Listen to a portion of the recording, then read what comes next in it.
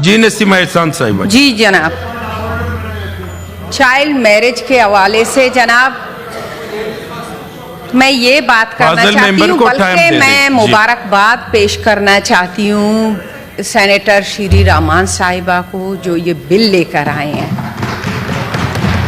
اور میری خواہش کیا، میں کہتی ہوں تمام جو خواتین ہیں وہ یہی چاہتی ہیں بھمائے مجھ سمیت، کیونکہ میری بھی بیٹیاں ہیں. جناب سب سے پہلے میں یہی کہوں گی کہ یہاں پہ نہ کوئی پختون، نہ کوئی بلوچ، نہ سندھی، نہ پنجابی، یہ الفاظ ہم سب پاکستانی ہیں اور سب مسلمان ہیں ہم.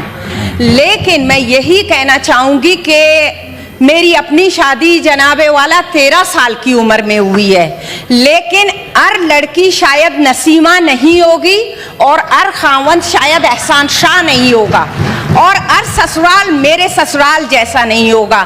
کیونکہ میں گریڈ 7 میں پڑھ رہی تھی تو میری شادی ہو گئی، لیکن میرے سسرال کی سپورٹ سے اور خاوند کی سپورٹ سے میں اسکول گئی، وہاں پہ کالج بھی کیا، سارا کچھ کیا الحمدللہ.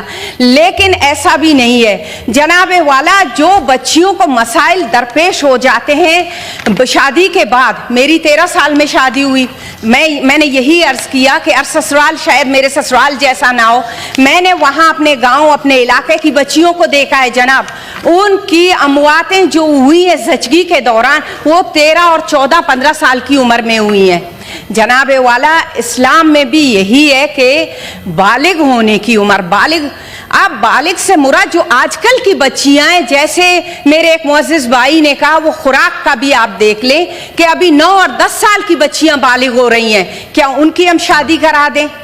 شادی جیسے میرے ایک اور بھائی نے کہا کہ زور زبردستی والا شادی نہ ہو، لیکن 18 سال کی بچی میں کہتی ہوں اس وقت اس میں وہ سمجھ بوجھ آ جاتا ہے کہ وہ کسی اور کے گھر میں جا کر اپنے ہاپ کو سنبھال سکتی ہیں، اپنے وہ فیملی کو سنبھال سکتی ہیں، اپنے خاوند کو سنبھال سکتی ہیں. جناب والا میری بھی یہ درخواست ہے، اور میرے خیال میں میرے تمام بھائی بہنوں کی بھی یہی رائے ہوگی. میرے جو بھی بھائی یہاں پہ بیٹھے ہوئے وہ یہی سمجھتے ہیں کہ شاید میں نے اس کے خلاف بولا ہے، نعوذ باللہ منہا کہ میں نے اسلام کے خلاف بولا ہے. لیکن اسلام میں بھی بچی کو بالغ ہونے تک، آج کل کے 9 اور 10 سال کی بچیاں جو بالغ ہو جاتی ہیں کیا اسی زمرے میں آ جاتے ہیں؟